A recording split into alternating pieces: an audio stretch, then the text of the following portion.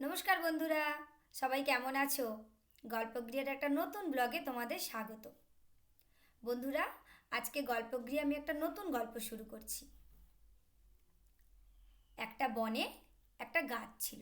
গাছটা অনেক বড় ছিল। সেই গাছের একটা ডালে চড়ুই পাখি বাসা করেছিল। চড়ুই পাখি একটা ছোট্ট পাখি, খুব ছোট্ট পাখি। তো সেই গাছের একটা ডালে বাসা করেছিল। আর সেই বাসায় সে 3টে ডিম পেড়েছিল। সে বাসায় বসে বসে ডিমে তা দিত।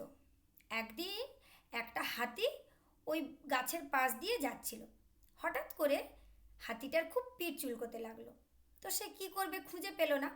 তারপরে তার নজরে পড়ল গাছটার দিকে।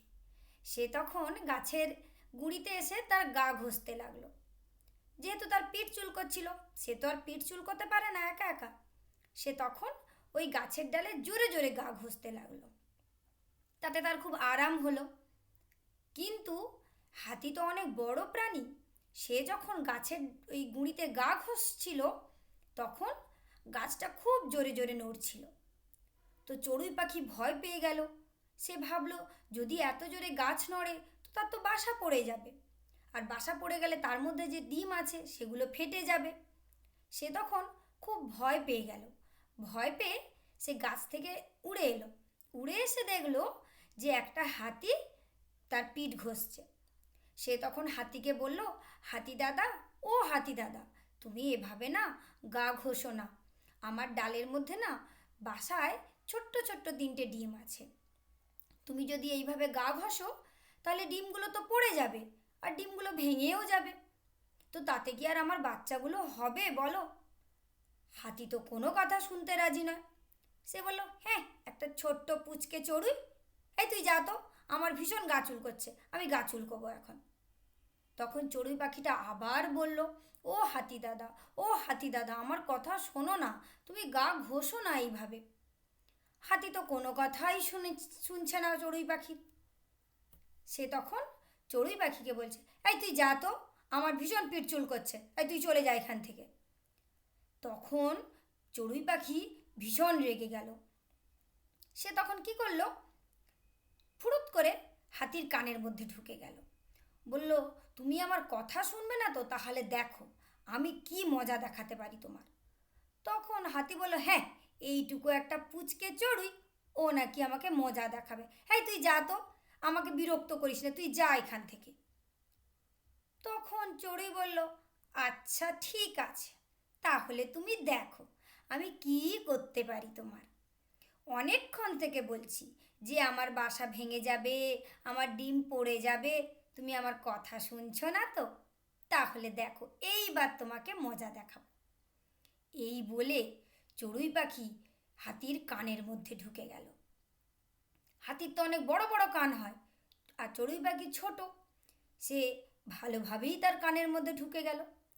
যেই পাখিটা হাতির কানে ঢুকে গেছে, অমনি হাতির তো এবার সুড়সুড়ি লাগছে কানের ভেতরে।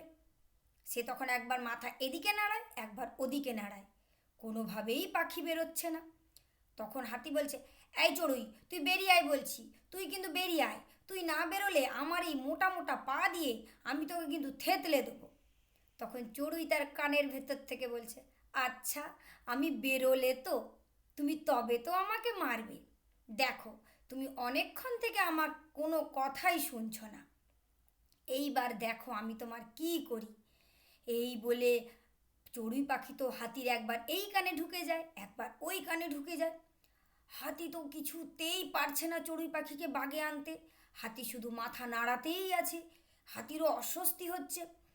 অনেকক্ষণ ধরে যখন চড়ুই পাখি হাতির কানের মধ্যে ওইরকম সুড়সুড়ি দিতে লাগলো, শেষে হাতি বলল, ও চড়ুই রে, আমার ভুল হয়েছে রে, আমি আর গা ঘষবো না, আমি আর তোকে বিরক্ত করব না, আমি চলে যাব বাড়ি, তুই বেরিয়ে আয়, তুই বেরিয়ে আয়, তুই কান থেকে বেরিয়ে আয়। তখন চড়ুই পাখি কান থেকে বেরিয়ে এসে বলল, কি, কেমন শিক্ষা হয়েছে? আর কখনো আমাদের মতো ছোট প্রাণীকে অবহেলা করবে? তুমি দেখলে তো এই ছোট্ট চড়ুই তোমার কি অবস্থা করলো। তখন হাতি বলল, হ্যাঁ রে চড়ুই ভাই, আমার ঘাট হয়েছে, আমি আর কখনো তোদের মতো ছোট্ট প্রাণীকে বিরক্ত করব না, তাদের অবহেলা করব না। আমি বুঝে গেছি তোরা কি করতে পারিস। এই বলে হাতি চড়ুই পাখির কাছে ক্ষমা চেয়ে আবার নিজের রাস্তায় চলে গেল। আর চড়ুই পাখির বাসাও বেঁচে গেল, তার ডিমগুলোও বেঁচে গেল। তাহলে বন্ধুরা, দেখলে তো কখনো কোনো প্রাণীকে অবহেলা করতে নেই। সে ছোট যদিও হয়, কিন্তু তারও ক্ষমতা আছে একটা বড় প্রাণীকে শায়েস্তা করার। তো বন্ধুরা, আজ এই পর্যন্তই। তোমাদের সঙ্গে আবার দেখা হবে নতুন একটা ব্লগে। ততক্ষণ সবাই ভালো থাকবে। আর আমার গল্পগুলো ভালো লাগলে প্লিজ আমার চ্যানেলটাকে লাইক, শেয়ার আর সাবস্ক্রাইব করে দেবে।